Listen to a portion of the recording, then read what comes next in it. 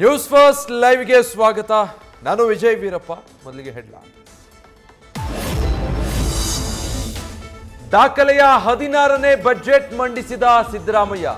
ಸುಮಾರು 3 ಗಂಟೆ 25 ನಿಮಿಷಗಳ ಕಾಲ ಸಿಎಂ ಬಜೆಟ್ ಭಾಷಣ.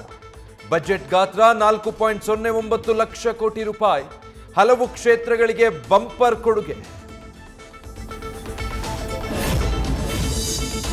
ಇದ್ದಿದ್ರಲ್ಲಿ ರಾಜಧಾನಿ ಬೆಂಗಳೂರಿಗೆ ಬಂಪರ್ ಕೊಡುಗೆ. ಸಿಲಿಕಾನ್ ಸಿಟಿ ಅಭಿವೃದ್ಧಿಗೆ 7,000 ಕೋಟಿ ರೂಪಾಯಿ ಅನುದಾನ. ಉತ್ತರ, ದಕ್ಷಿಣ ಹಾಗೂ ಪೂರ್ವ ಪಶ್ಚಿಮ ಟನಲ್ ಕಾರಿಡಾರ್ಗೆ 19,000 ಕೋಟಿ ರೂಪಾಯಿ ಅನುದಾನ. ಸಣ್ಣ ಅತಿ ಸಣ್ಣ ಹಿಡುವಳಿದಾರರಿಗೆ ರೈತ ಸಮೃದ್ಧಿ ಯೋಜನೆ. ಕೃಷಿ ಯಾಂತ್ರೀಕರಣದ ಅಡಿ 50,000 ಸಹಾಯಧನ. 20 ಕೋಟಿ ವೆಚ್ಚದಲ್ಲಿ ಸಾವಯವ ಸಿರಿಧಾನ್ಯ ಹಬ್ ಸ್ಥಾಪನೆ.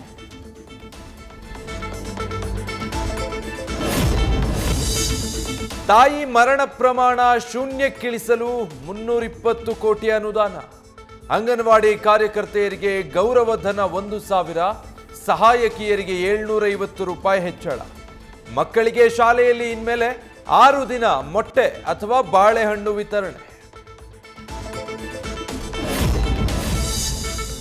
ಸಿನಿಮಾ ಕ್ಷೇತ್ರಕ್ಕೂ ಕೈಗಾರಿಕಾ ನಿಧಿಯಡಿ ಸರ್ಕಾರದಿಂದಲೇ ಸೌಲಭ್ಯ.